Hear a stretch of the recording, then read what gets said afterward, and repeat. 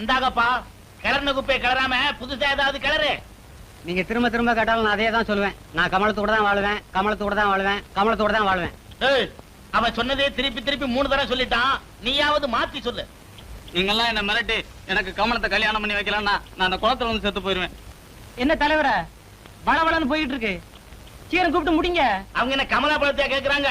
ஆளுக்கு 6 சொல்ல உரிச்சு கொடுக்கறதுக்கு கமலத்துல கேக்குறாங்க. கமலத்தையே கூப்பிட்டு விசாரிங்க. யாருமா அங்க கமலா?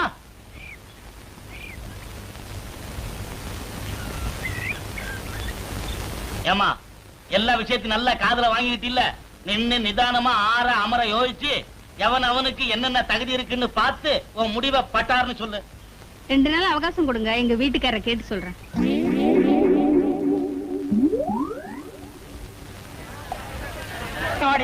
என்னங்க, குழந்தைக்கு பால் குடுக்கலங்க? அத நான் குடிச்சிட்டேனே.